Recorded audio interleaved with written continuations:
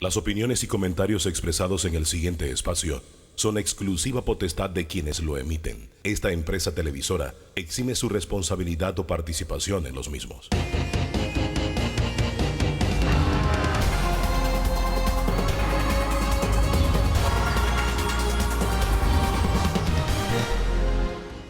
Bien, señoras y señores, tengan todos muy buenos días. Bienvenidos a Debate Abierto Dominical. Hoy vamos a hacer un análisis basado en experiencias, en conocimiento sobre el tema de las sectas a raíz de lo que yo considero una masacre que se dio en la comarca recientemente y que todavía está siendo investigada por las autoridades de justicia de este país. Hemos invitado a la mesa a la profesora Ileana Golcher, especialista en temas de educación, porque aquí hay un tema de educación que subyace en el fondo de todo este tema, de todo este asunto. Por acá nos acompaña Danilo Toro, nuestro analista, es sociólogo. Hay un tema también para los sociólogos que tiene que ser estudiado a profundidad, si es que ya no lo ha sido. El tema, también nos acompaña la ministra de Salud, Rosario Turner, a quien también vamos a aprovechar que está aquí con nosotros para que nos hable de este famoso virus que está circulando a nivel internacional. Nos acompaña también Luis Fernando Erskine. ¿Lo dije bien? Erskine. Erskine, imagínese usted. También un estudioso de la teología. Por acá nos acompaña en la mañana de hoy la ministra Marcova Concepción de Desarrollo Social, que ha estado en el área, que conoce qué fue lo que pasó en el área de la comarca, y un estudioso de la teología también, el señor César Cuero. Doctor, gracias por estar aquí con nosotros. Bien, comenzamos. Primero, muy rápidamente, porque quiero dedicarle un poquito de tiempo a la ministra que se tiene que retirar, la ministra del MIDES, la diferencia, o qué es una secta, y la diferencia entre una secta y una iglesia. Señor Cuero. Sí. Bueno, muchísimas gracias por la invitación. Cuando nosotros hablamos de iglesia y nos referimos, para definición, el diccionario de la Real Academia Española de la Lengua, entonces nos plantea que iglesia es una congregación de los fieles cristianos en virtud del bautismo, específicamente la Iglesia Católica, una congregación de los fieles cristianos regida por el Papa como vicario de Cristo en la tierra. Y para las otras iglesias, cada una de las comunidades cristianas que se definen como iglesia luterana, anglicana, presbiteriana. O sea que esto nos implica, ¿no?, una estructura religiosa de carácter que trasciende los países. En el caso de la Iglesia Cristiana Católica es la Iglesia Universal. Precisamente católico, que viene del griego, significa universal. Cuando ya nos metemos al aspecto de las sectas, el mismo diccionario de la Real Academia de la Lengua nos dice que secta viene del latín secta, que significa doctrina religiosa o ideológica que se aparta de lo que se considera ortodoxo. Es decir, se aparta de lo que es la Iglesia Cristiana Católica o las otras iglesias. Rechazan que una secta se equipara a una religión. Esa es una definición. Y la otra, conjunto de seguidores de una secta, y la otra, que es la que más se apega a lo que está pasando acá en Panamá, comunidad cerrada, que promueve o aparenta promover fines de carácter espiritual, en la que los maestros ejercen un poder absoluto sobre los adeptos. Ok, el judaísmo es iglesia. Sí, es una religión. Es una religión. Exactamente. Pero ellos tienen su así iglesia. como la católica, claro, ellos tienen sus propias estructuras. Ajá. Sí. Y También así como el hinduismo. Exactamente. Porque detrás los musulmanes, detrás de una iglesia hay una religión. Claro. Evidentemente. Sí. Y en el caso de nuestra iglesia, pues la religión católica y la Iglesia Cristiana Católica, pues estamos hablando de lo mismo. Ok. Bien, vamos acá, ministra. ¿Qué fue lo que pasó? ¿Y desde cuándo estaba pasando, según la información que usted maneja? Bueno, en primer lugar, muy buenos días. Yo quisiera compartir, efectivamente, el día sábado 18 que nos presentamos en el lugar, en Alto Terrón, provincia de Veraguas, con el equipo multidisciplinario del Ministerio de Desarrollo Social. Yo quisiera antes de iniciar agradecer al Ministerio de Seguridad de la Policía Nacional porque primero todo el apoyo que hemos recibido y el trabajo en equipo que hemos desarrollado durante estos últimos días para tener presencia institucional en el área. Segundo, efectivamente también lamentamos la situación y la grave situación que se presentó en ese momento con las víctimas, 7 víctimas, producto de la situación de violencia que se dio en el lugar. En segundo lugar, el tema vinculado a que justamente la actuación por parte de los sistemas de seguridad del país evitaron que 14 personas no fallecieran ese día. Yo creo que eso hay que resaltarlo porque fueron identificados en ese lugar personas que estaban también amarradas en el contexto de la actividad que estaban realizando. O sea, que ellos seguían. Sí, exactamente. En ese momento tenían otras personas allí que fueron liberadas con la presencia de la policía el día que uno logra escaparse y logra avisar. 14 personas fueron evacuadas en el momento que la Policía Nacional llega. Entonces, si esto no sucede, iban a morir más de 20 personas. 21 personas. 21 personas. Exactamente. Bueno, nosotros nos presentamos, y yo creo que eso hay que destacarlo, la oportuna intervención dentro de todo el contexto de difícil acceso del área, la oportuna intervención por parte de las autoridades del Ministerio de Seguridad, Policía Nacional, SENAM, en el lugar. Por otro lado, lo que nosotros encontramos allí, ingresamos con un mal tiempo al área, porque es un área de difícil acceso. Por vía terrestre y vía marítima aproximadamente puedes durar como 8 horas, entre transporte, o sea, en carro, mar, río y caminando al lugar. Nosotros nos movilizamos vía helicóptero, aproximadamente 40 minutos al punto. Llegamos y lo que encontramos fue una comunidad conformada por 300 habitantes aproximadamente, que es lo que se estima. Algunas personas se habían movilizado a otras comunidades por temor. Por otro lado, encontramos una comunidad con alto nivel de resiliencia, porque tuvimos la oportunidad de entrevistar aproximadamente un 45% de la población de hogares que conforman esa comunidad y levantamos con el equipo multidisciplinario conformado por trabajadores sociales, psicólogos clínicos y sociólogos información que nos permitiera tener en un perfil de la comunidad para las posteriores intervenciones que nosotros íbamos a hacer. Obviamente la parte también de salud, desde el punto de vista, ellos nos priorizaban, por ejemplo, que lo que más tenían afectado es su tema de salud mental, obviamente. Personas que no dormían, personas que no habían comido durante los días porque por miedo no habían salido de sus hogares a cosechar la comida que diariamente lo hacen para su subsistencia diaria. ¿Miedo a qué? Miedo, o sea, un efecto postraumático, un efecto de miedo y temor. Por lo que había sucedido. Exactamente, frente a una potencial amenaza. O sea, quedaron impactados emocionalmente y psicológicamente frente al evento que se da, porque la comunidad está muy cercana, caminando al lugar donde estaba instalada la secta religiosa, donde se dio el evento dentro de la comunidad. Las personas priorizaban el tema de salud, de lo que les comparto, que no podían dormir, que no podían salir, no sentían seguridad para salir a cosechar su comida. Así que nosotros articulamos respuestas de intervención, no solamente con el equipo psicosocial, sino también con llevarles alimentos. Hay presencia permanente por parte de la Policía Nacional con equipo de comunicación. ¿Ellos escucharon todo lo que pasó, la comunidad? Porque esas son comunidades que están... Mira, yo tengo que decirte lo siguiente. Yo hablé directamente, no solamente con personas de la comunidad, sino también con víctimas. Porque yo me apersoné para conocer qué necesidades nosotros podíamos suplir a las personas que estaban todavía recluidas en el hospital.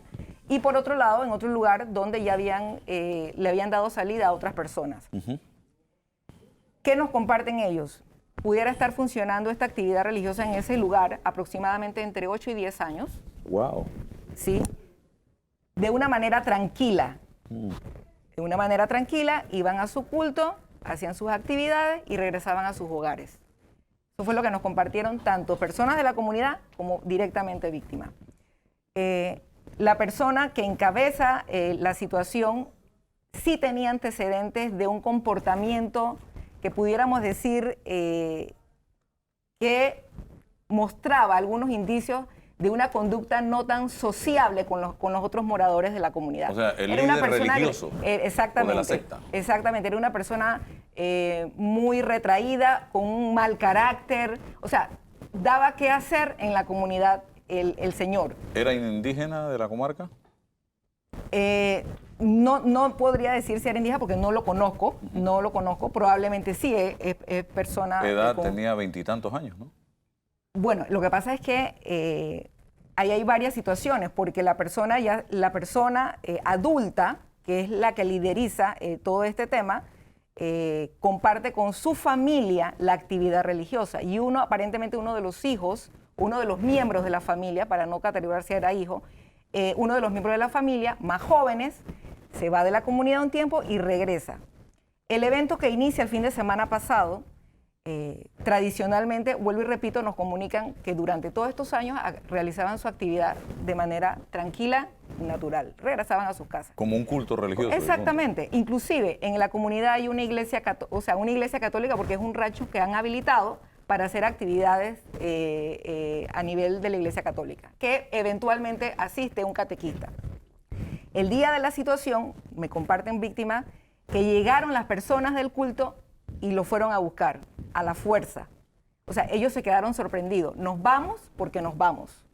Y se los llevaron a la fuerza, en contra de su voluntad, al lugar de la actividad. Y empieza entonces las actividades que ellos podrían denominar, estaban en un proceso de como ellos mismos narran, de una manera muy sencilla, pues había que exorcizar a los demonios de las personas, ¿no?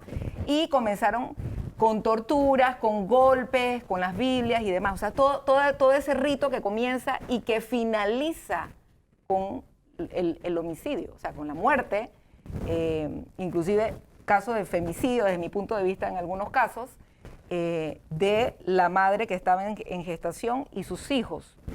El resto de las personas estaban siendo también golpeadas. Cuando entonces se da el aviso, sale la persona que logra escapar, avisa, pero cuando ya regresan encuentran la situación que todos y todas pues han conocido por los medios. Las personas de la comunidad nos han compartido, en primer lugar, los que están afuera no quieren regresar.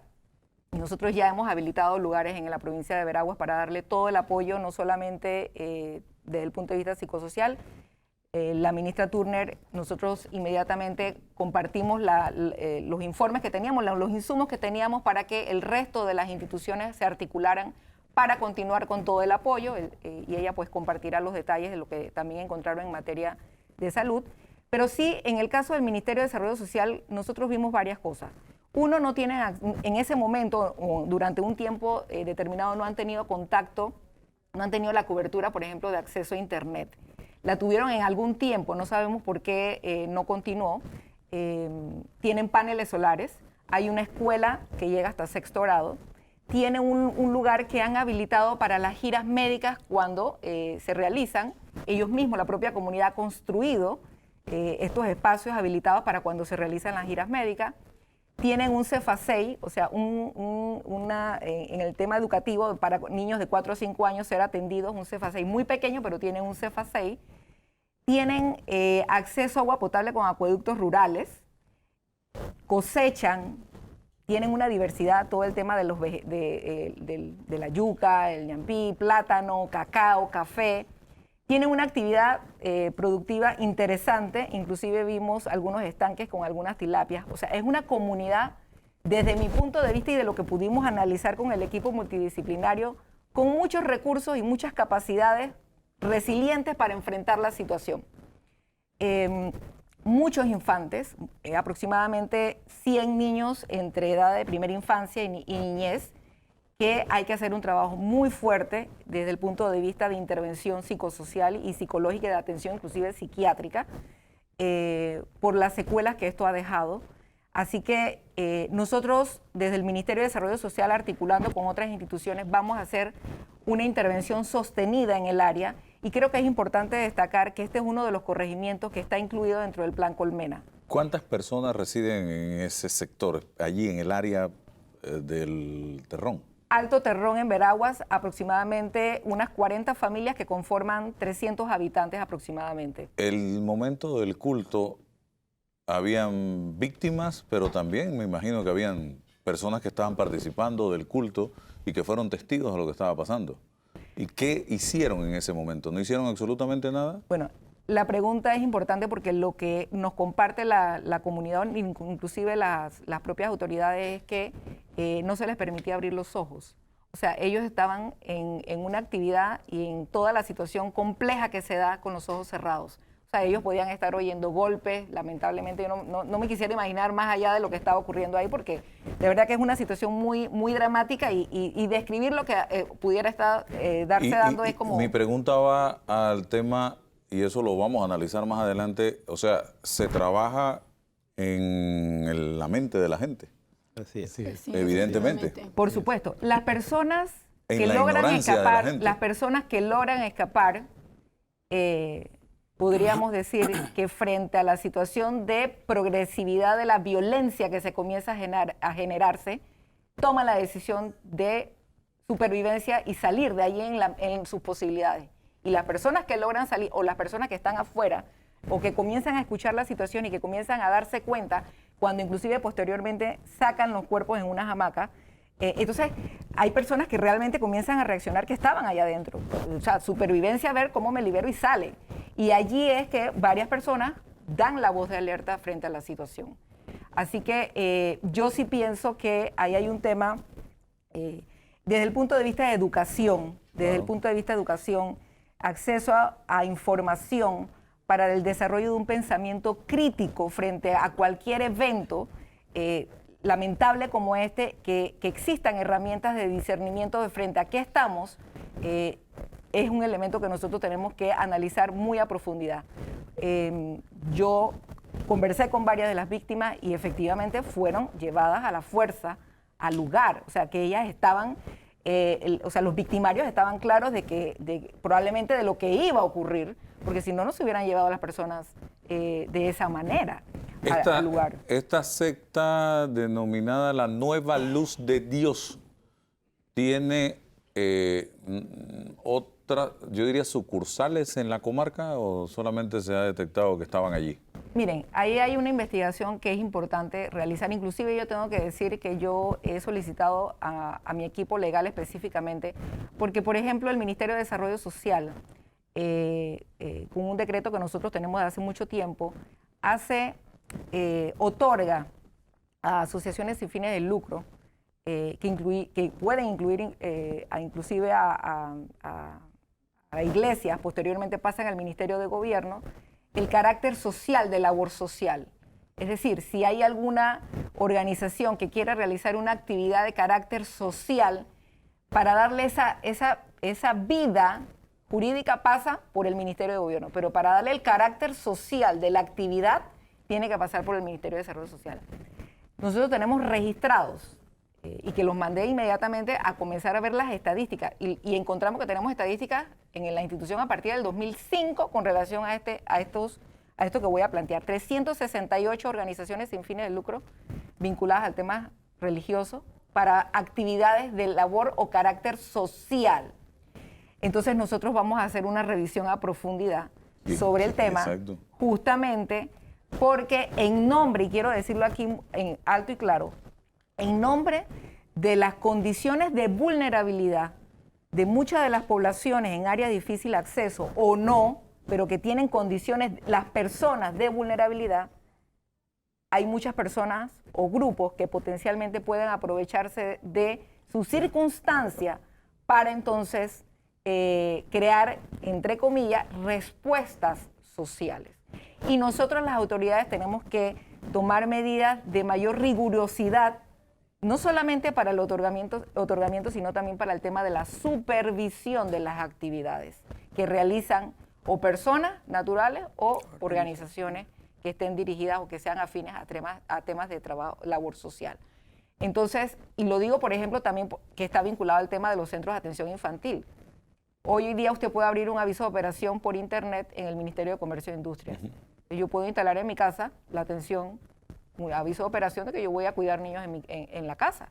Pero nosotros estamos revisando, y no de ahorita por lo sucedido, desde que iniciamos toda la normativa desde el punto de vista que que tiene las competencias del Ministerio de Desarrollo Social, primero para actualizar, segundo para fortalecer y reforzar que no haya nada que tenga una ventana en la cual pueda ser flexible y que eso permita en algún momento, alguna circunstancia, alguna violación. Y el otro tema que quiero resaltar aquí, que creo que es importante, es que, y lo está establecido en la Constitución de la República, o sea, todo el tema vinculado a la libertad de credo y religión y todo lo demás, pero no puede estar por encima de la protección de los derechos humanos ni de la dignidad de las personas. Y, como dice la Constitución, en el artículo 34, 35, que no recuerdo cuál de los dos específicamente, pero establece que no puede ir tampoco en contra del orden público, cualquier actividad de esta naturaleza. Estamos hablando de la protección de la vida, de los derechos básicos de las personas y de la dignidad de las personas. Entonces, nosotros el día sábado inclusive llega una misión del Ministerio Público y nosotros tuvimos conversaciones con ellos, que ellos están en su proceso, pero nosotros sí vamos a hacer, estamos en una planificación, no solamente para continuar la respuesta en esta área, específicamente en el lugar donde se dan los hechos, sino que nosotros, además del tema de la intervención, desde la acción del Plan Colmena, que está vinculado al tema de pobreza y reducción de desigualdad y hambre, nosotros vamos a entrar a otras comunidades vecinas, porque una de las cosas que se nos comparte es que posiblemente no se esté permitiendo a niños asistir a la escuela por parte de potenciales organizaciones que estén funcionando en las comunidades. Entonces yo conversé con la ministra de Educación y estamos accionando un plan de entrada porque nosotros tenemos que ir al terreno. Y yo les digo algo, yo no llegué solamente a la comunidad, yo caminé con mi equipo aproximadamente 2 horas y media en todo el perímetro de la comunidad, un área realmente de difícil acceso, lodo hasta la rodilla, cerros, bajadas, ríos, cruzamos ríos, al menos no sé cuántas brechas de río cruzamos, pero 3, 4 ríos, lomas, y fuimos visitando varias casas en los cerros y fuimos conversando con las personas. La primera casa donde llegamos, y nosotros le dijimos a la familia que estaba allí, aquí están las instituciones, no sé si usted conoce el MIDES, ¿usted conoce el MIDES? Bueno, sí, mi abuela recibe 120 a los 65. Y comenzamos a hacer esas conversaciones. Bueno, el señor que está allí rompió en llanto. Y nosotros le dijimos, nosotros estamos aquí para acompañarlos y para apoyarlos en lo que ustedes necesitan.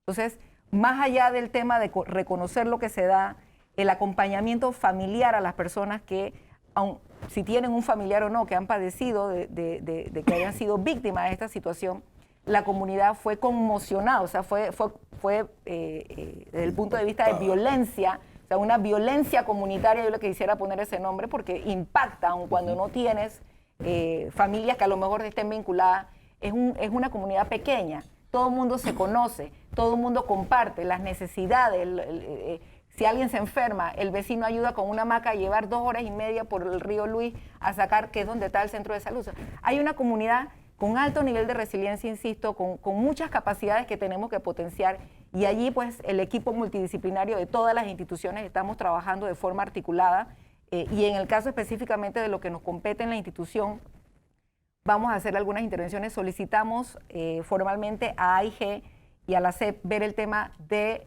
la instalación de acceso a Internet, porque eso también nos lo compartían, nos da tranquilidad. Si ocurriese alguna situación de la que sea, nosotros tenemos medios de comunicación para poder hacer algún llamado frente a cualquier situación o circunstancia que se presente. Entonces, y el tema del Internet también pasa por lo siguiente.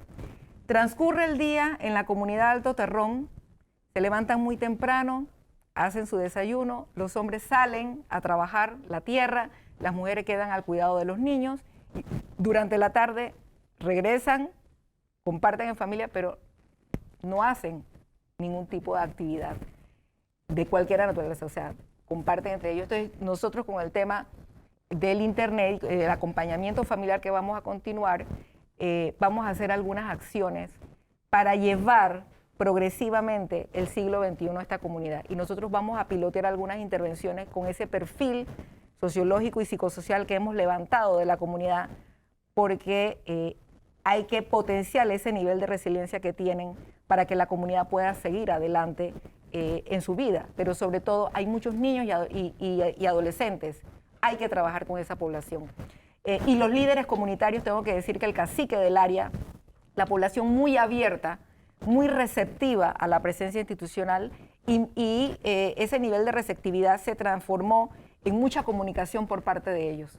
Inclusive las personas que se convirtieron en nuestros guías en estas rutas que caminamos para visitar a las familias, no podían creer que estuviese una ministra caminando montaña arriba con un equipo acompañándolo. Y tengo que decirle, frente a la adversidad y a la situación compleja, ellos al final de la tarde, frente a toda esta dramática situación, tenían una respuesta y una actitud diferente a como cuando nosotros llegamos al inicio de la mañana. Una luz al final del túnel. Vamos a la pausa y regresamos.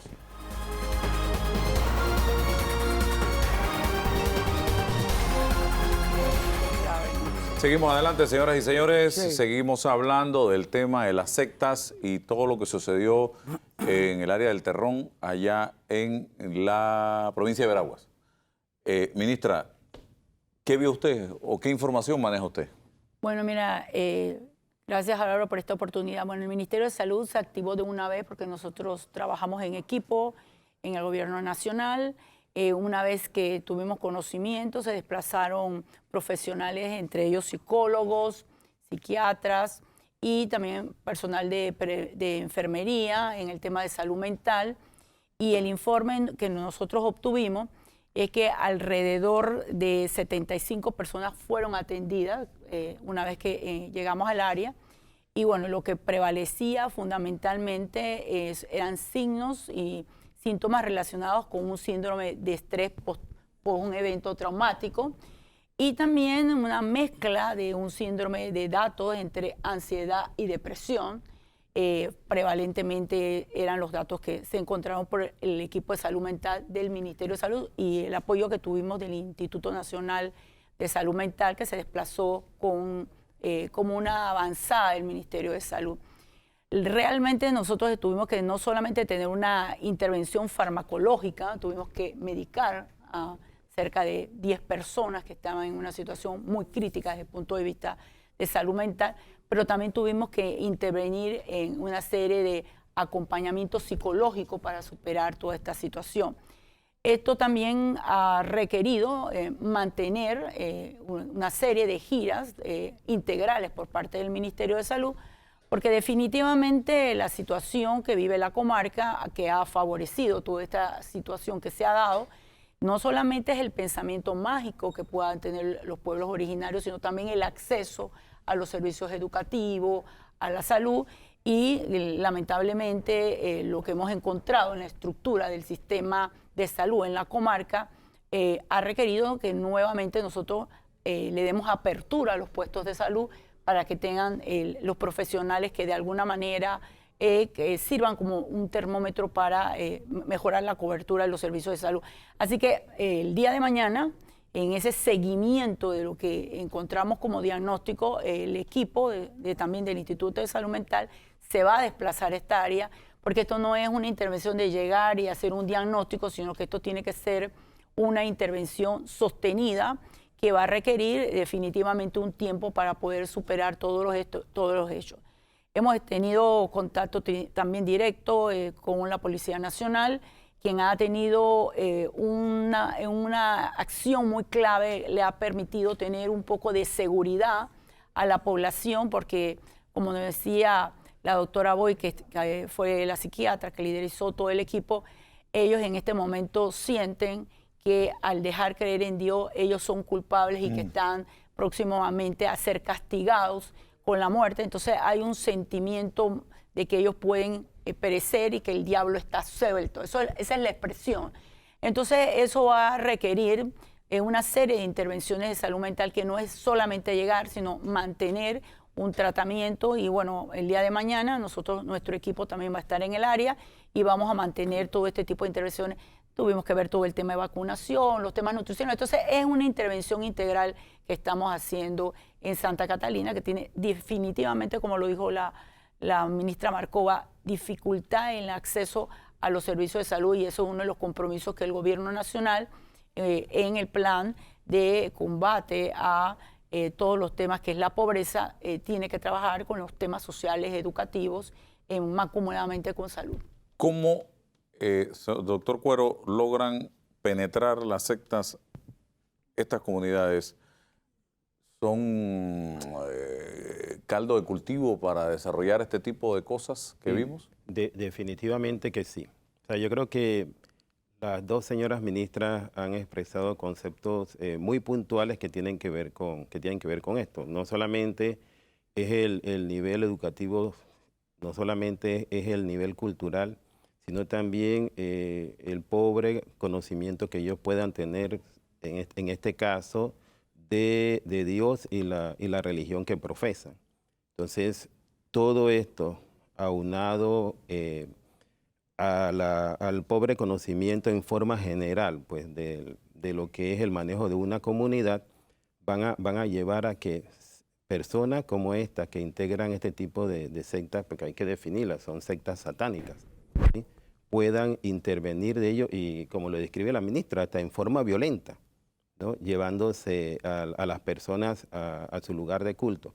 Y entendamos también el hecho de que los que están dentro de estas sectas satánicas son, desde el punto de vista de salud, son pacientes psiquiátricos, porque ellos, por estar en contacto sí, con Satanás, pues vamos a ponerle el nombre claramente, pues van a sufrir trastornos de orden psiquiátrico. Y no solamente esto, sino que también transmiten esta alteración psiquiátrica y psicológica a la comunidad. Y esto lo ha descrito perfectamente la señora ministra del MIDES, y lo describe también la doctora Turner, que no solo se requiere tratamiento a los participantes de la secta, especialmente a sus líderes, sino también a la comunidad. Por eso es que se dan estos fenómenos. Pero utilizan el nombre de Dios para hacer estos Por actos. supuesto. Si nosotros vamos a revisar lo que son las sectas satánicas, ellas se dividen en dos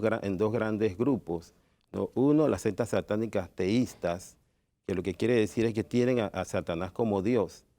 Y las sectas satánicas que son ateístas, es decir, que tienen al demonio como un símbolo. Y dentro de ambas, ¿verdad?, dentro de ambas hay participantes de estas sectas que creen en Dios, pero no como nosotros los cristianos creemos en Dios, sino creen en Dios como lo que se llama una fuerza motriz. Y me llama la atención cuando la señora ministra señala que golpeaban a las personas haciendo exorcismo con la Biblia. O sea, que esto nos denota claramente que ellos son de esta facción, ¿sí?, que tienen a Dios, entre comillas, como su fuerza motriz, pero totalmente desvirtuada. Porque la Biblia no es para estar golpeando a un ser humano, y están tan trastornados, ¿no?, que ellos creen que están haciendo exorcismo. O sea, que ¿Estamos frente a psicópatas? Por supuesto. Esto es un contrapunto, porque exorcismo, de acuerdo a como lo plantea la Iglesia Cristiana Católica, es un acto que tiene que hacer un sacerdote para expulsar al demonio que está dentro que ha poseído a un ser humano. Entonces, ellos están poseídos por un ser humano y ellos hacen exorcismo. O sea, que ven la confusión psicópata que ellos han desarrollado. Álvaro, y me atrevería a decir que no solamente fueron los 7 decesos que se reportaron, o sea, nosotros tuvimos 7 pacientes con politraumatismo en el hospital Chicho Fábrega, o sea, que si no se hubiera intervenido de manera oportuna en las secuelas y el impacto que ese evento trágico que se dio hubiera sido de mucha mayor connotación y mayor afectación de la comunidad. Y realmente, conversando con el director y con el ministro de Seguridad, se va a mantener todo ese apoyo y respaldo que viene dando la policía, porque de alguna manera se le tiene que dar una continuidad al tema de la violencia en esta área, desde la perspectiva de que, bueno, sí, venían de varios años, pero como en 3 meses, que es un poco la información preliminar que tenemos, el líder, el religioso, comenzó a cambiar su forma de llevar a cabo toda esta misticismo y enfoque de conducción del grupo de la secta hasta llegar y denotar este nivel de agresividad. Entonces, se requiere una investigación mucho más amplia, no solamente desde el campo de la salud, sino del nivel desde el punto de vista de seguridad, en qué otros lugares de otras comunidades hay sectas paralelas para poder tener una intervención integral y evitar que este tipo de situaciones se estén dando en el resto de la comarca. ¿No habrán hecho lo mismo anteriormente o es la primera información que se maneja de algo similar? Por la información que nosotros tenemos es que venía un comportamiento, podríamos decir, pacífico, pero hubo algo que hizo un cambio prácticamente en los últimos 3 meses en la forma en que venían llevando las prácticas. Entonces, ¿qué pasó en la mente de ese líder religioso o qué otros elementos que en este momento desconocemos que va a requerir una intervención desde el punto de vista del Ministerio de Seguridad? Y así es como estamos trabajando en equipo en el gobierno y vamos a ampliar la investigación y también ampliar el área de investigación porque este tipo de cosas no se pueden seguir dando en el resto de la comarca porque lamentablemente no solamente han tenido una inequidad en materia de salud, en el tema de todo lo que es el tema social, el tema de educación, sino también en el tema de la seguridad que ellos tienen. Entonces, la intervención tiene que ser una intervención multisectorial para poder de alguna manera resolver y reducir el impacto que este tipo de situaciones se puedan presentar. Y precisamente, nada más que para destacar este otro punto, cuando una secta se entroniza en un área, pues esa secta no viene sola. Sí, eso tienen que haber sectas en otros lugares, sectas satánicas, y de ahí emigran 1 o 2 personas, ¿no?, a desarrollar lo mismo en su propia comunidad. Por eso es que es bien importante ampliar en un círculo muy grande, investigar qué está pasando. Disculpe.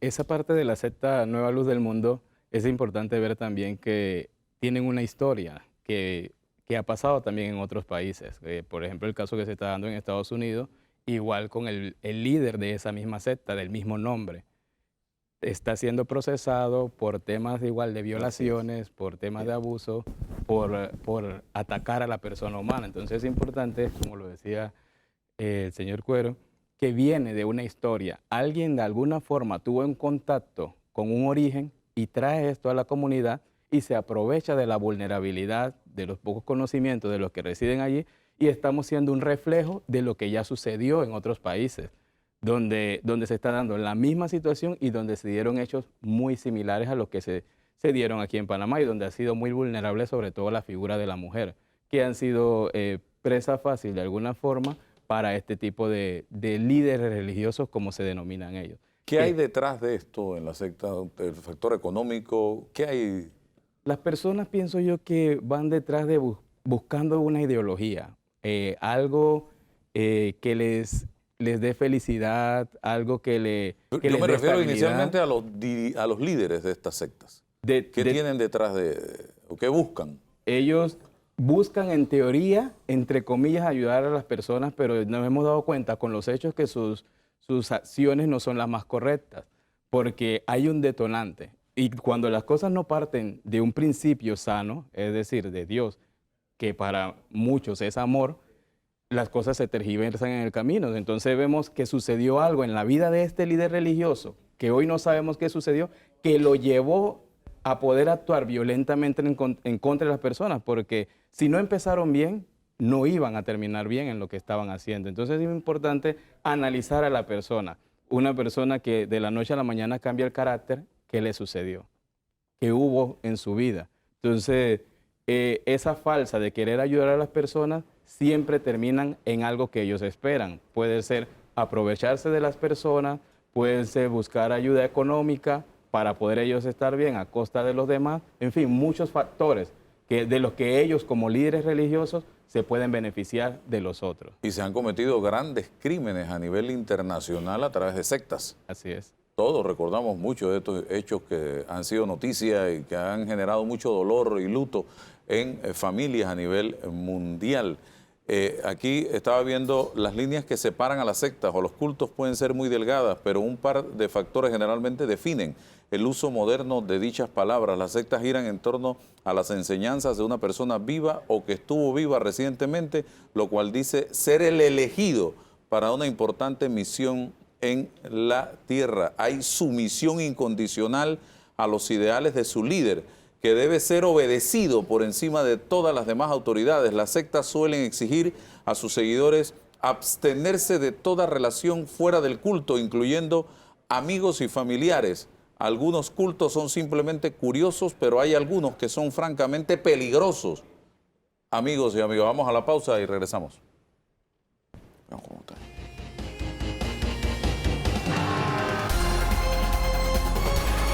Avanzamos, señoras y señores. Profesora Golcher, educación, educación y más educación. Buenos días, gracias por la invitación. Efectivamente nos conmovió mucho esa tragedia que ha ocurrido en la comarca y que desde nuestro punto de vista es el resultado de las condiciones de soledad institucional que tienen las comarcas en general, que en términos de informes internacionales y nacionales reflejan unos indicadores de pobreza extrema, pobreza multidimensional, ¿no? Así que el componente de salud en ese sector y de educación resultan fundamentales. La ministra Markova ha hecho un diagnóstico bastante completo, a mi juicio, de lo que se encontraron, usted también, señora ministra, y efectivamente lo que vamos a compartir en este programa es el resultado de muchos años de trabajo en las comarcas, donde se nos ha pedido que entrevistemos, por ejemplo, a las parteras en San Félix, en un centro de atención, donde nos reflejan las condiciones desiguales de atención al parto, ¿no?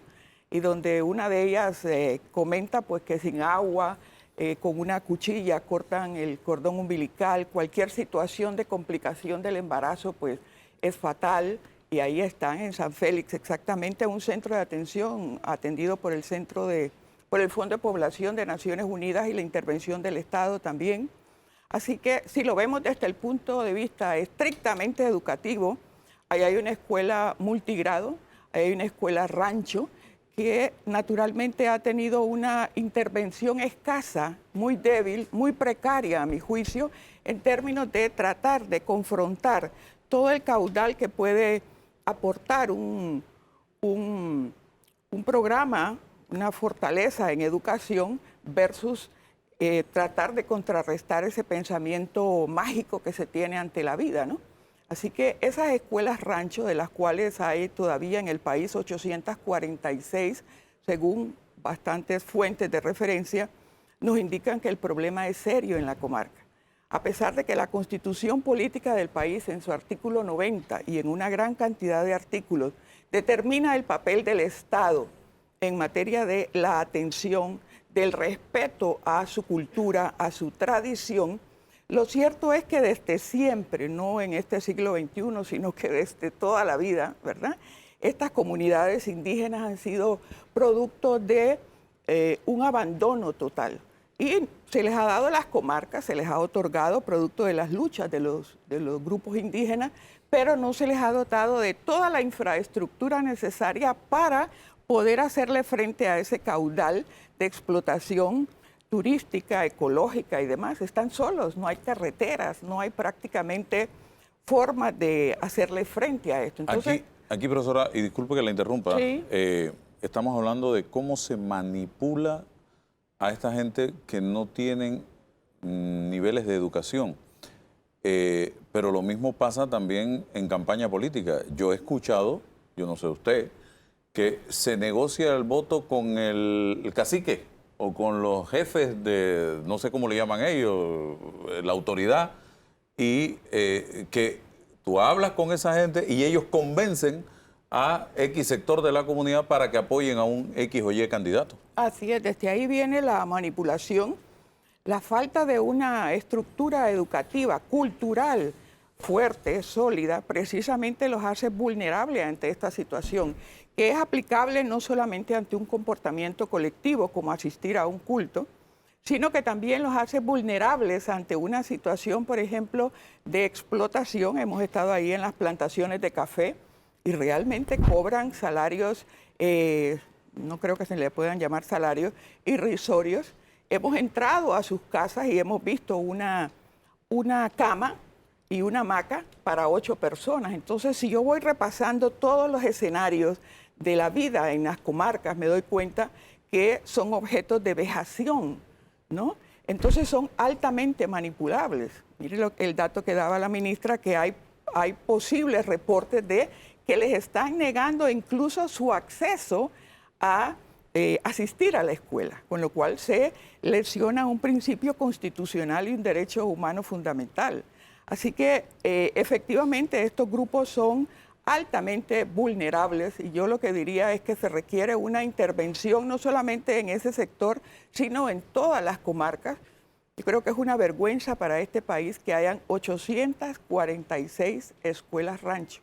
Hemos estado en Bocas del Toro, en las escuelas, 4 de abril, El Silencio, en fin, cualquier cantidad, y hemos comprobado sus niveles de desnutrición severa. Niños que van a la escuela porque ahí tienen un componente de comida que van a llevar a su casa por la tarde, pero no están atendiendo formalmente la escuela. Entonces, la escuela como tal es muy débil en esos lugares. Ahí habría que reforzarlo con más docentes, con otros profesionales, aunque sean comunidades bastante pequeñas en relación a eso. Mira, yo sobre ese tema sí quisiera un poco desarrollar lo que vinimos haciendo como gobierno nacional. O sea, hay programas como el programa de Estudiar sin Hambre, toda la proyección que se tiene en el programa de Colmena, que es un enfoque multisectorial para intervenir en los 300 corregimientos con mayor pobreza, que precisamente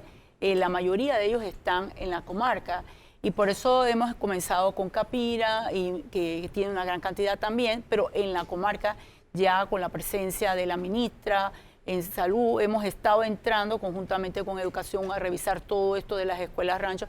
De hecho, capacitando mayor cantidad de promotores de salud, y ahora vamos a incorporar una intervención en donde los médicos residentes en su último año de formación puedan estar en estos hospitales, como por ejemplo en el hospital de San Félix, para darle un mayor acceso a la salud. La verdad que cuando uno ve los indicadores de un país que invierte un 6% del Producto Bruto en salud, y cuando uno ve el impacto y las inequidades en la comarca, definitivamente eso debe ser visto como un gran dolor de la falta de las intervenciones sanitarias, y por eso entonces estamos priorizando. Nosotros hemos estado en la comarca 4 ocasiones, no solamente haciendo diagnóstico, porque ya tenemos el diagnóstico, estableciendo las distintas intervenciones sanitarias, el mejoramiento de las infraestructuras y sobre todo el cumplimiento de los programas, porque se invierte en las comarcas. En todos estos años ha habido giras extrainstitucionales para atender, para vacunar, pero cuando vamos a ver los resultados, bajas coberturas de vacuna, grandes cantidades de niños desnutridos, más del 90% de los niños desnutridos en la comarca, 777.000 en condiciones de pobreza.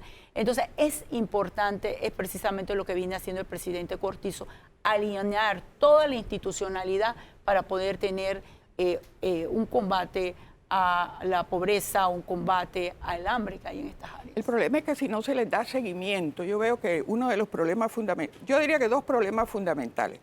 Además del concepto paternalista que muchas veces se tiene de asistencialismo, es decir, yo les doy un subsidio, pero el subsidio desde el punto de vista de los países desarrollados se establece un término de finalización. O sea, la gente sabe con claridad que la ayuda del Estado o de la empresa privada va a concluir en X tiempo, por lo tanto tengo que prepararme para el invierno que va a seguir, ¿no? Entonces, eso por una parte. Y el otro que sucede en la parte educativa, donde no hay la suficiente supervisión científica permanente, orientadora. No hay. La gente, los profesores hacen lo que pueden, lo que se imaginan, lo que consideran que es correcto, ¿no? Yo creo que es un gran idealismo de parte de los profesores, siempre le he dicho, Álvaro, de los profesores que trabajan en multigrado, en escuelas rancho, de verdad que es una dosis de heroísmo muy alta estar en esas condiciones, porque no solo la escuela es rancho, toda la comunidad es rancho, porque está carente de estas condiciones, ¿no? Entonces yo diría que es el problema del seguimiento.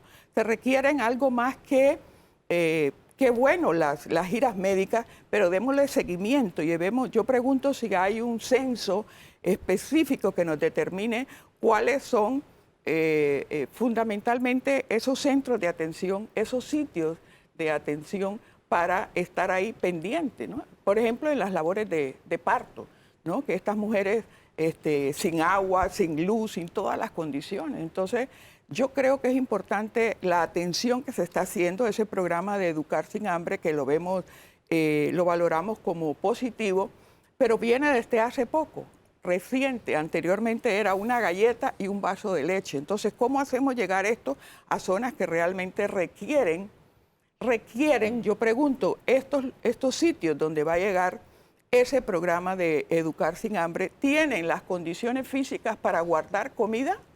Para guardar algún tipo de alimentación que asegure la prestación de una merienda, de un almuerzo adecuado a las necesidades de la población. Esa es mi pregunta. Y sí, el programa lo valoro positivo, pero tengo algunas dudas de algunos puntos que me parecen débiles porque he estado allá y he estado en lugares donde me dice, bueno, hasta aquí llegamos, profesora, ya de aquí en adelante camine. Entonces, es difícil, ¿no? Seguimos viendo las comarcas como islas, sí, en vez de incorporarlas al desarrollo nacional y que sean tratadas como se trata a Herrera, Los Santos, Veragua, Coclé, Chiriquí. Y es que no hay, claro, en la Constitución los artículos están muy claros y muy respetuosos de la identidad nacional, pero en la práctica vemos, por ejemplo, en educación, el programa bilingüe intercultural, es una debilidad porque no hay en algún momento, hay algunas guías, ¿no?, que se han hecho en otras épocas, pero no hay esa atención a una población que va a llegar a primer grado, pero no habla la lengua, no habla español. Entonces, ¿qué hace ese maestro? Con una ausencia de una política, no de ahora, de siempre, de siempre. Entonces, ahí tienen una necesidad urgente de replantear, como yo establecí en las redes sociales, una nueva forma de gestión de la gobernabilidad. Porque no puede ser, aquí hay un viceministerio de Asuntos Indigenistas, en el Ministerio de Educación, históricamente, desde la década del 80 que yo trabajé ahí, esa dirección de educación bilingüe e intercultural era débil, sigue siendo débil, sigue siendo precaria. Entonces se crean las direcciones, los viceministerios, pero no hay el suficiente apoyo interinstitucional para trabajar colectivamente. Entonces, ¿qué queremos? Ahí se genera una migración, producto de que el mismo sistema los expulsa, y ahí tenemos los guardias de seguridad, entonces indígenas, si ustedes se percatan, que son los que vienen a la ciudad en busca de un empleo. Y entonces ahí hay una ruptura de la estructura familiar, porque ese padre tiene que venir acá, esa madre tiene que venir a la ciudad a buscar un trabajo doméstico. A otro mundo. A otro mundo, y muy mal pagado. Yo cuando veo el aspecto de esos guardias de seguridad, con mucho temor, inclusive ellos tienen temor, se les percibe en su rostro. Entonces, esos son los resultados de la no intervención del Estado en estos lugares. Se produce un flujo migratorio realmente sin precedentes. O sea, ¿cuántos indígenas están aquí en la ciudad? Inclusive jóvenes, cada vez vemos más jóvenes, porque el área rural no los atrapa, no los incentiva a buscar, a tener un salario medianamente digno. Ahí cuando uno les pregunta a los que cosechan café, que no es la tasa perfecta, como dice un artículo por ahí, no puede ser perfecta, porque el café ha sido cultivado y cosechado con el sudor, la desgracia y yo diría hasta la nostalgia de esos indígenas que son nómadas finalmente. Ese es otro problema que no lo hemos analizado aquí, ¿no? Se mudan a otro lugar en búsqueda de nuevo, entonces el Estado tiene dificultades para atenderlo, claro que sí. Y no descarto la posibilidad de que algunos queden en manos de las pandillas. Así mismo es. Entonces, ¿qué estamos creando aquí? Sería interesante hacer el análisis de todos esos grupos indígenas, inclusive gunayalas y demás, que vienen a la ciudad, migran producto de unas comarcas que los expulsan. y los expulsa pese a toda esta maravilla que está en la Constitución Nacional, pero que no se cumple. Sí, porque así como el líder religioso trabaja en lavarle el cerebro a esta gente, el capo de la pandilla también hace exactamente lo mismo. Sí. Y por acá, Danilo, se esconden detrás de mentiras muchas de estas sectas. Se escuchan detrás de conceptos como reencarnación, profecías, revelaciones y visión como poseedores de poder divino. Gritan por todos los rincones que la verdad está en su comunidad religiosa. O sea, venden gato por liebre al denominar sus lugares de cultos iglesias, aún siendo conscientes de que ellos adulteran la Biblia. Importante destacar, según expertos, que la proliferación y sectas de iglesias y sectas religiosas es una amenaza a la salud mental. Lo estamos hablando aquí de poblaciones debido a las prácticas no convencionales basadas en hechizo, brujería, ciencias ocultas, llevando a la subyugación de las conciencias de sus seguidores. Bien, bueno, hay mucha tela que cortar acá. Antes de responderte, quisiera hacer una pregunta a la señora ministra, porque quiero al final empatar ambos planteamientos. Ministra, ¿cómo encontró usted, si lo encontró, si existe, el programa PAIS, que era un programa creado hace como 25 años del Ministerio de Salud, que eran estas giras itinerantes de atención a lugares como Santa Catarina, como este lugar afectado por el problema que estamos hablando, y lugares remotos, que lo hizo el Ministerio de Salud con el BID hace, sí, 2 décadas y media más o menos, o ya no existe ese programa? Realmente encontramos un Ministerio de Salud con debilidad institucional, y dentro de esa debilidad institucional se tenía prácticamente más de 8 meses que nos estaban haciendo las giras extrainstitucionales. Lo que se estaba utilizando más era un mecanismo que se llama FORI, que el ministerio había tenido una especie de absorción de la capacidad resolutiva en estas áreas, pero lo que eran las giras extrainstitucionales, de hecho en esa área se tenía alrededor de 3 meses que no se había acudido por parte de servicios sanitarios. Pero lo importante es que ya lo hemos activado, nosotros ya tenemos 2 meses que los tenemos funcionando en el área, pero de alguna manera también tenemos que reestructurar esa forma de atención, porque hay una gran brecha que por qué a la comunidad indígena le tenemos que dar un servicio como de segunda a través de giras extrainstitucionales y no fortalecer la capacidad resolutiva de las instalaciones. Y ese es el enfoque del Ministerio de Salud va a llevar a cabo en la medida de poder mantener esta gira temporalmente, hasta tanto le podemos dar que esos puestos de salud se conviertan en sus centros en un proceso progresivo. Y hay, de hecho, un plan de pueblos indígenas en donde el Banco Mundial tiene un préstamo de $80 millones y al Ministerio de Salud se le tiene asignado $28 millones para el mejoramiento de la red de servicios de salud. Entonces, hay buenas noticias, hay un optimismo que podamos implementar estas estrategias para lograr el tema de la equidad, que es un compromiso, y poder llegar a la cobertura universal que como país tenemos dentro de los objetivos de desarrollo sostenible poder desarrollar. Gracias. Yo lo digo porque efectivamente este fue un paso que se dio hace como 2 décadas y media para poder enfrentar el problema del seguimiento a la población, ¿no? En todo caso, un gran reto que tienen las instituciones como el MINSA, como Meduca, como el MIDES, es que les toca enfrentar el reto de tener que atender a una población altamente dispersa. Y eso es un choque terrible, porque la cantidad de recursos no da para atender a una población tan dispersa como la que está en las comarcas.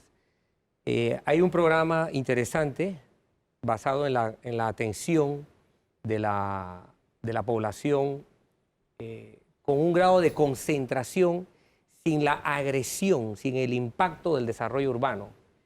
Está en Llanotugrí. La misma comarca Nove escogió esa población como su cabecera, es la cabecera de la comarca Nove, y hay todo un plan maestro de desarrollo que implica la concentración de servicios.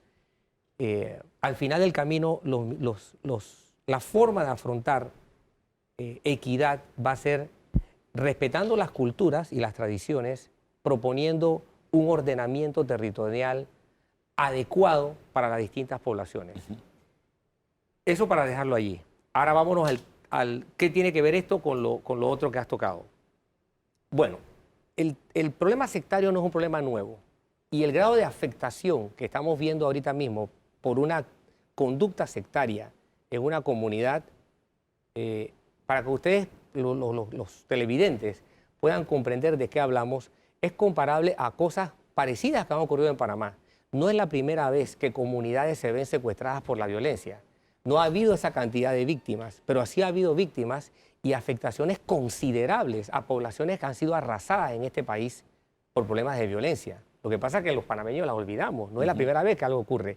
Lo único que acá, el actor no era una secta, el actor era de carácter político o militar. Hace 2 décadas y media, poblaciones como Nazaret, en Darién, Yavisa, las poblaciones fronterizas de Darién, fueron literalmente arrasadas, arrasadas. Los panameños que vivían allí tuvieron que salir corriendo, huyendo, algo muy parecido a lo que están viviendo los noves de acá. ¿Por qué? Porque la agresión que se gestaba en Colombia, desde 2 focos de poder en pugna, las autodefensas, por un lado, y la guerrilla por el otro, sometieron a las secuestraron a las poblaciones y las sometieron a los mismos traumas. Exactamente a los mismos traumas. Yo estoy reviviendo los mismos traumas. Lo digo, aquí era un factor, un entorno religioso, acá es un entorno político-militar. Pero los efectos, el daño, fue exactamente el mismo. Ahora, ¿qué nos blinda un poco eso? Bueno, el poder llevarle Estado a las poblaciones. El Estado tiene que llegar a las poblaciones. Los romanos resolvían esto con el ejército y creemos que esto implica militarización. No, cuando hablamos del ejército romano de hace 20 siglos atrás, quien llevaba por delante el desarrollo eran los ingenieros militares. La primera cosa que el ejército romano pensaba era que construir caminos. Luego venía la chivitá, el campamento, el acueducto, todo lo que los romanos gestaban para tener su imperio aceitado en cada rincón del mundo. Acá todavía no tenemos una política tradicional, es decir, o transgubernamental, de llevar Estado al conjunto del país. Y esto nos deja vulnerables frente a fuerzas políticas, nacionales o no nacionales, frente a fuerzas asimétricas, guerrillas, exacto, frente a fuerzas delictivas, crimen organizado dentro del país, y ahora en este caso frente a fuerzas religiosas o sociales, culturales, que funcionan de una manera, al final, con los mismos efectos. Entonces, las sectas responden a un mecanismo de comportamiento del ser humano. Para hablar de sectas, primero hay que entender qué es la ortodoxia. Vamos a la pausa y usted me explica eso.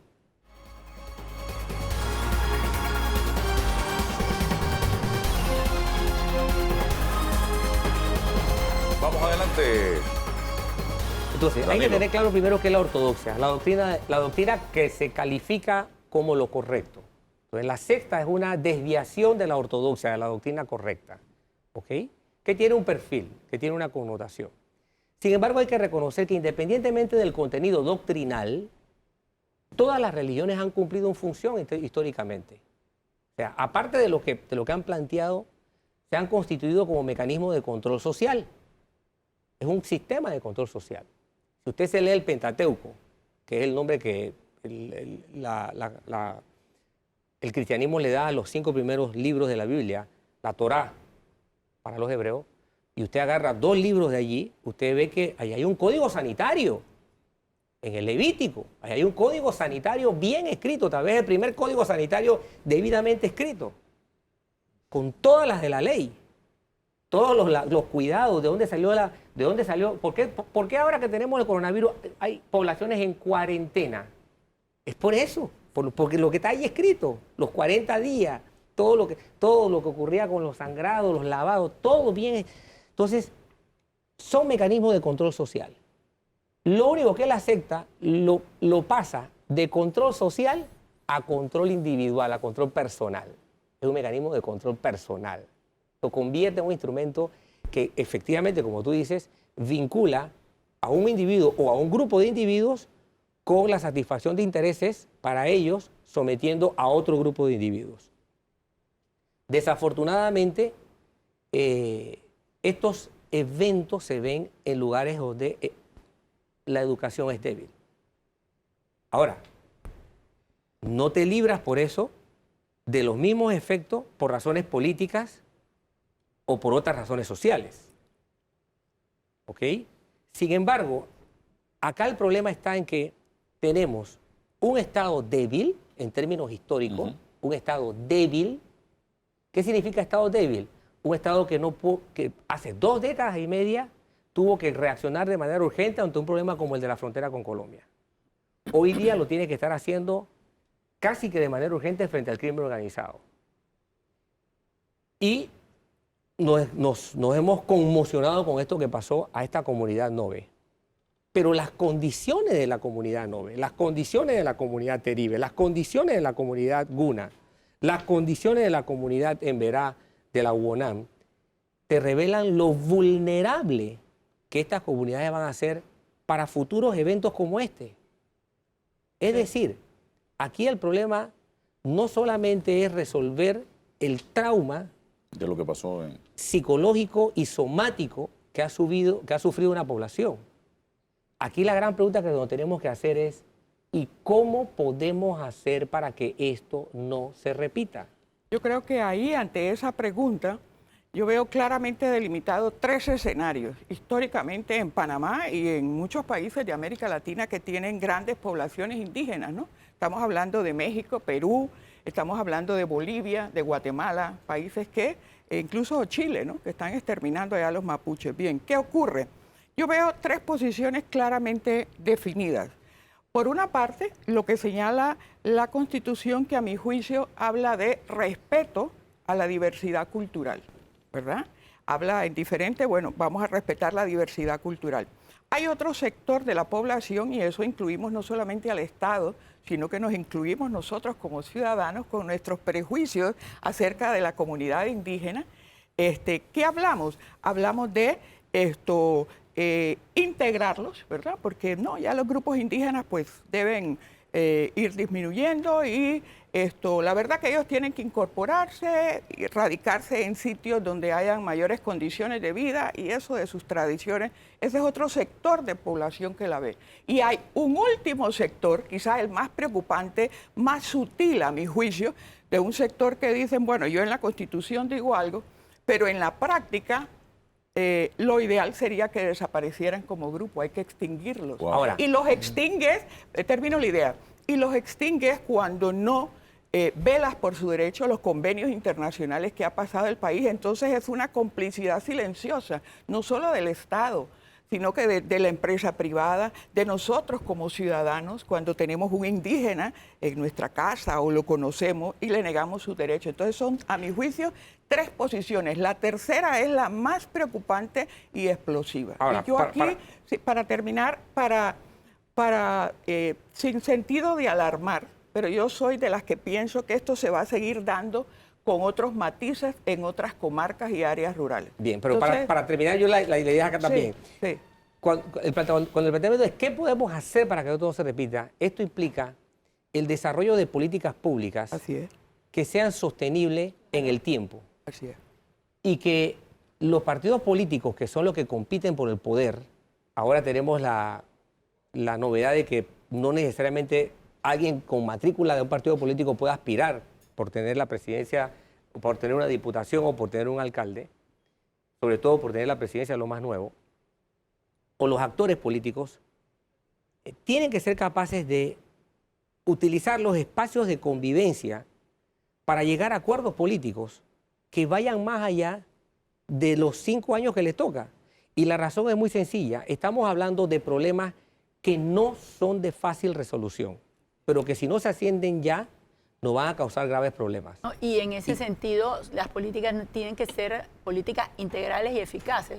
Por ejemplo, en el tema de poner la educación como la estrella para combatir la pobreza y todos estos elementos es fundamental y por ello nosotros estamos desarrollando ahora la preparación con un enfoque cultural precisamente en la comarca Nove. Acabamos de capacitar, tenemos un programa a cerca de 200 jóvenes para nivelar su nivel de capacitación. Ustedes han visto los resultados de la prueba PISA, precisamente, que son muy lamentables, pero mayormente en la comarca, en donde no saben ni leer ni aprender y están en un nivel a veces incluso de secundaria. Entonces le estamos nivelando su capacidad educativa y a través de cursos propedéuticos, y vamos a dejar una inversión de futuro, y esa inversión le estamos dando 140 becas a los jóvenes con mayor preparación. 40 becas de ellas van a ser para médicos, 40 cupos para enfermeras, 20 cupos para farmacéuticos y 20 cupos para laboratorio. Es decir, estamos haciendo una acción que vaya siendo sostenible en el tiempo, porque la práctica, cuando no ves el enfoque cultural, nombramos médicos, enfermeras en esa área, y de una vez que cumplen con el tiempo mínimo de estar en el área, de una vez piden el traslado. Entonces, por eso es tan indispensable, como ustedes lo vienen planteando, la sostenibilidad en las intervenciones, que no deben llegar a un gobierno, es mantener la política que son efectivas para poder hacer las transformaciones que requiere la comarca. Sí, y básicamente ver acá, entender que solamente con políticas públicas a corto, mediano y largo plazo tendremos esto bien planteado. ¿Por qué? Porque el sectarismo no lo vamos a eliminar. Miren, vean, el cristianismo prácticamente nace con sectarismo.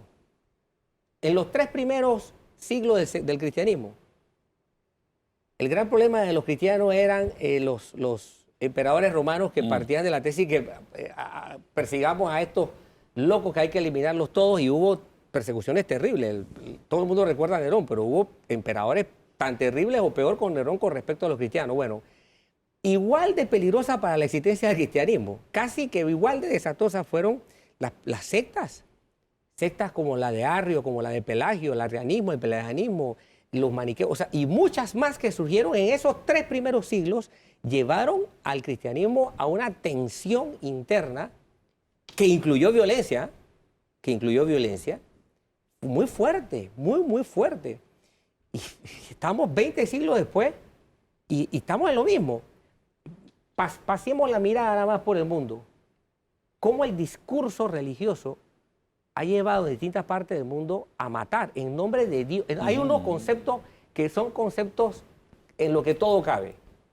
Dios, democracia, patria. En nombre de esas cosas se ha hecho de todo. De todo. En nombre de la democracia, ¿qué no se ha hecho? En nombre de Dios, ¿qué no se ha hecho? En esta semana se celebran 75 años del cierre del campo de concentración de Auschwitz.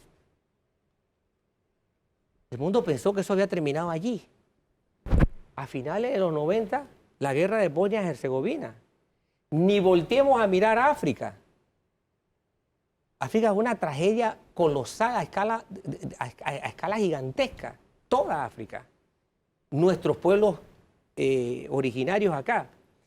Entonces, tú te das cuenta que esto no lo vas a poder combatir enfocándote en eso solamente, a menos que te plantees una política educativa, una política sanitaria, una política de ordenamiento territorial a largo plazo, frente a la que los actores políticos tengan que transar, aceptar, conceder, ganar.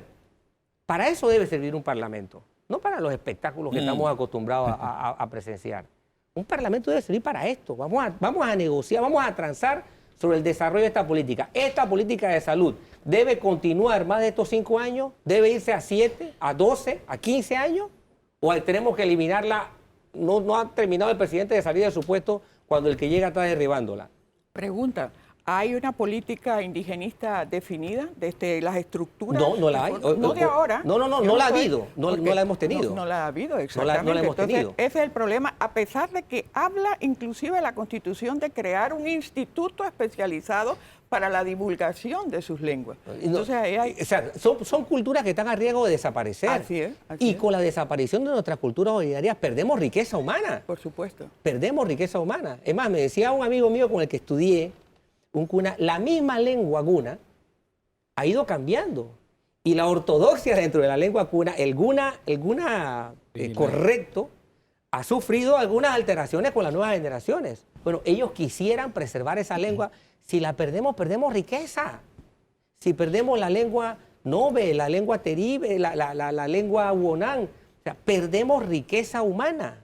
Pero estamos frente a lo mismo, grupos vulnerables que no han sido atendidos en la historia y que frente a un detonante puntual, ahora hemos volteado la mirada hacia ellos. Entonces, es algo que debe de trascender y a lo que debemos de estar pendientes, no por un hecho enfocado o aislado que se dio en este momento. Sí, porque actuamos estilo bombero. Así es, apagando un fuego, lo apagamos y después nos desconectamos. Y volvemos a otro fuego y lo apagamos y lo desconectamos. Y sistemáticamente la descalificación política ha llegado a un punto tal que hay proyectos que quedan literalmente truncados, porque antes era, cámbiale el nombre al proyecto.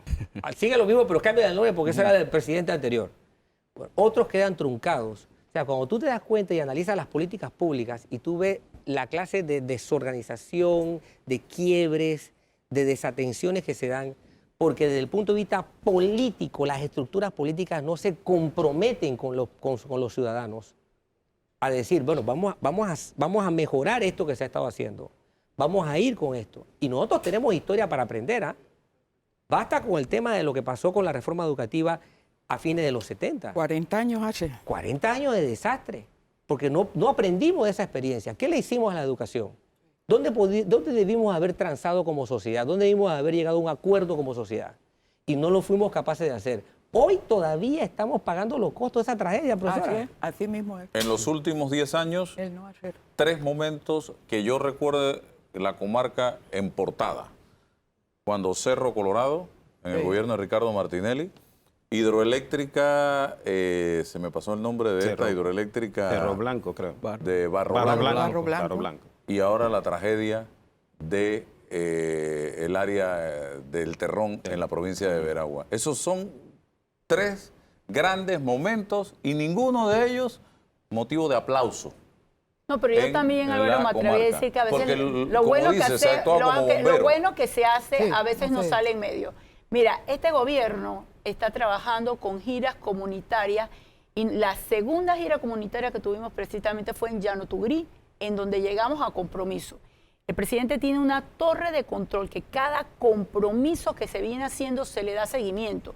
Y por eso nosotros estamos prácticamente en la comarca, los distintos ministerios resolviendo, pero hay una gran brecha que hemos encontrado y que no lo vamos a poder resolver. Porque me tengo que ir al cambio. Si eso lo hubiéramos hecho desde el día 1 hasta el día de hoy, ya otro gallo cantaría en el área comarcal. Pero lo que pasa es eso, que llega un gobierno, va con un camión lleno de juguetes o de alcolchones o no sé qué al área, se toma una fotografía y desaparece.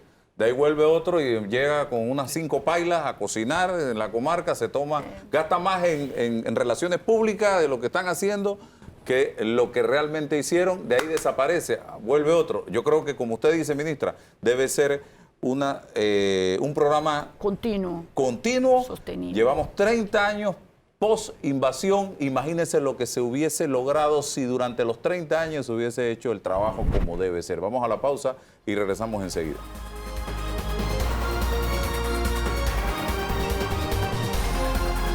Se subió tanto que el equivalente al analfabetismo porque la tecnología avanza. se mantiene, exacto. Se mantiene. Seguimos adelante, señoras y señores. ¿Cómo hacer para evitar que este tipo de sectas sigan ganando terreno? Porque hoy descubrimos esta en ese sector, pero ¿quién quita que en otros lugares esté pasando exactamente lo mismo? La secta, como lo decía el doctor, es algo que no vamos a poder eliminar, porque es algo que está en la sociedad inmerso, que muchas veces incluso no lo percibimos. Sin embargo, con educación, como lo decía la profesora, es que se le puede hacer frente a esto, porque a la medida que hay acceso a la información, que hay acceso al conocimiento, las personas no van detrás de otros que le ofrecen una felicidad o algo momentáneo, porque le venden una ideología. Es decir, tú te encuentras en esta situación y como la persona es vulnerable, va detrás del que le ofrece algo mejor y después se dan estas situaciones. Entonces, la única forma es poder salir del estado en que están y que le llegue información, porque como le decía al inicio, anteriormente, esta es una situación con el mismo nombre que se ha dado en otros países. Solo que ahorita, como nos tocó a nosotros, nos ha llamado la atención y no podemos detener la mirada en la comarca. Seguramente, como lo decías, está sucediendo, Claro. no de la misma forma, pero de otras formas. Seguro hay otros indígenas que están siendo también sometidos a tienes que pagar esto, tienes que traer esto, tienes que darme esto, tienes que estar conmigo. Y eso no es así, porque llamémoslo como sea, Dios, universo o el nombre que le queramos poner. Nada puede ir en contra del bienestar del ser humano y de la persona. Aquí se sacrifican animales en nombre de Dios. Claro, claro. No había visto Sí. sacrificar seres Ser humanos humano. en nombre de Dios en Panamá. No es correcto. Sí. Ahora, Pues mire por dónde vamos.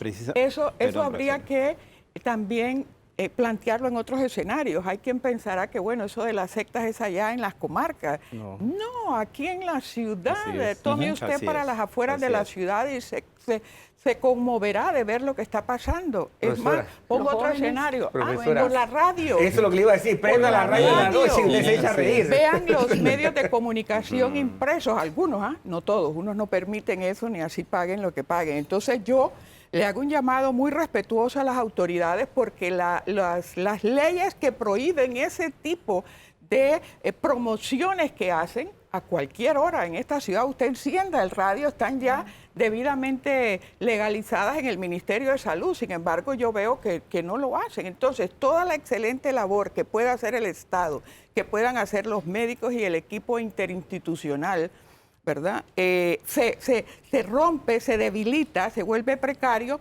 porque los medios de comunicación, sobre todo, y las sectas que están en esta ciudad y en cualquier provincia, realmente vienen a crear un choque de conflictos, pero las leyes están. Y usted enciende la radio, termino, y usted enciende la radio, veo, sí, hay en televisión, y usted ve que realmente le dicen, porque hay personas en la ciudad, no solo en las comarcas, que tienen esa mentalidad mágica. Claro, La tienen. precisamente, profesora, con relación a lo que está pasando en esta comunidad de Santa Catalina, o sea, a pesar de que ya se ha planteado acciones concretas de salud, de educación, de el MIDES, Sociales. ¿sí? Entonces también no hay que perder de vista, como ya se planteó aquí, que estas comunidades carecen de un concepto ni siquiera básico de lo que es la espiritualidad, o sea, de lo que es Dios. Entonces, también a esto tienen que sumarse no solamente la Iglesia Católica, sino las otras entidades cristianas que, de hecho, han comenzado a trabajar con los indígenas, sumarlos a este esfuerzo para que la atención sea integral, no solamente educativa, de salud, sino espiritual. De esa manera nosotros vamos a reducir a la mínima expresión el fenómeno que estamos nosotros discutiendo actualmente, que se vuelva a repetir. Y también quiero, antes de que termine el programa, destacar otro punto, y es el hecho de que nosotros estamos hablando aquí de lo que pasó en una comunidad indígena, ¿verdad? Pero sectas satánicas existen en las ciudades. O sea, recientemente se han visto evidencia de presencia de sectas satánicas en Europa. O sea que no estamos hablando de indígenas, no estamos hablando de gente con falta de Estados cultura o Unidos falta de se ha dado, educación. En Los Estamos- Ángeles, donde está Exactamente. detenido Exacto. el líder O sea más grande de la iglesia con eso este es, nombre. O sea que esto es un fenómeno que también lleva otras connotaciones y que no podemos perder de vista. Sí, No, y todo yo se- sé que me atrevería también, César, a decir que no solamente salud, educación, incluso enseñarle a producir la tierra. Por eso las intervenciones que vamos a llevar dentro del programa Colmena incluyen MIDA, incluso la microempresa, porque a veces hasta le venden los productos a precios mayor de los que ellos tienen adquisición. O sea, realmente son explotados en todos los sentidos las comarcas, los pueblos originarios. Entonces la intervención tiene que ser con todos los determinantes sociales para que de verdad llegue el progreso absoluta e a estas integral, comunidades. completa, para que se pueda lograr el resultado que se quiere. No ¿Algo podemos perder de vista que el ser humano siempre va a buscar a la felicidad y por eso se dan este tipo de cosas. El ser humano va detrás de alguien que le ofrece un ideal frente a lo vulnerable, como lo decía, siempre. Y mientras no haya educación, mientras no haya acceso a lo principal, vamos a estar en esto. Y aunque haya educación, ojo, porque lo decíamos, en las grandes ciudades siempre vamos detrás de corrientes que nos ofrecen lo inmediato. Quiero la felicidad ahora, quiero lo mejor para mi familia en este momento y no me importa lo que tenga que hacer. Entonces, lo inmediato es lo que está afectando todas estas situaciones y son lo que por lo general llevan a fortalecer la secta, la respuesta inmediata que el ser humano desea frente a lo que él está buscando y persiguiendo. ¿Cierre usted? Sí, Breve. Panamá como legítimo pueblo latinoamericano es un pueblo mágico. Le encanta. Si no, la lotería no fuera tan próspera aquí. Aquí nos decían para de sufrir. Exacto, ¿no? Y te vendían Es que la piedra donde Jesús, El X agua cosa, o el del agua Jordán. con que bañaron a Jesús. Realmente el realismo mágico, que desde Cortázar hasta Márquez, te deja ver que este es un típico el pueblo latinoamericano lleno de magia, ¿no? Tú ves un número y enseguida lo relacionas con un sueño y luego con un pariente y después, y si no compras el número, bueno, allá Nos encanta eso. Así es. tú forma parte de nuestra cultura. Lo que no puede ser es que eso sea lo que florezca como motivación de la dinámica para aspirar a mejores condiciones de vida. El deseo de prosperar, el deseo de ser feliz, el deseo de vivir mejor, el deseo de estar en mejores condiciones de vida, no puede ser una cosa que venga por lo aleatorio o no puede ser una cosa que venga por la imposición mágica, no puede ser una cosa que venga inclusive por la buena voluntad de algunas doctrinas. No puede ser a la exclusiva eso. Tiene que ser, debe ser y solo debemos exigirle por lo menos eso a los políticos. Tiene que ser, debe ser una tarea del Estado. Okay. El Estado se debe preocupar por eso. Vamos a aprovechar que la ministra de Salud está aquí y no voy a permitir que se nos vaya, si no nos habla brevemente del coronavirus. Ya comenzaron los malos panameños a circular información de que hay casos de coronavirus en Panamá, de que entró no sé por dónde está hospitalizado, de que ya la epidemia está en el territorio nacional. Lo primero que quiero es que nos aclare si eso es cierto, hasta el viernes que grabábamos el programa, porque es importante decirlo, uno. Segundo, ¿qué es, hasta el jueves, qué es coronavirus? Si es que te dio coronavirus y te moriste al segundo, automáticamente, o eso es un resfriado más. Hábleme de eso, ministra. Bueno, primero voy a decirte que en este momento jueves estamos ante un evento de salud pública de interés internacional. Nuestro país tiene un programa que viene desde el 2016 que nos dice qué hacer. O sea, que esto no se trata de improvisar. Se está aplicando todo. Se está aplicando todo. Ya tenemos el COE, que es todas las instituciones organizadas como actores qué tienen que hacer y cuándo lo tienen que hacer. Esto tiene que ser de manera responsable. Tenemos también lineamientos de la OMS. Es un virus realmente que tiene prácticamente 7 serotipos que dan distintas manifestaciones clínicas. En el país, en este momento y a nivel mundial, siempre han circulado 4 virus que dan como una especie de resfriado, que es difícil identificarlo. Nosotros como país tenemos una ventaja, que tenemos un sistema de vigilancia epidemiológica que permite en 18 centros centinela saber qué virus está circulando. Lamentablemente, como bien lo has dicho, no hay buenos panameños que en ocasiones hacen unas alarmas sanitarias de lo que no está ocurriendo en este momento en el país. Entonces, un poco llamado que el único ente responsable de darle información de si tenemos o no tenemos casos es el Ministerio de Salud. Y lo que se planteó casualmente el día de ayer es que en una clínica de la localidad donde hay sistemas de laboratorio comerciales, identificó que hay un virus que normalmente circula en el país y que ese virus es el virus HKU1 y no es el virus que está circulando en China.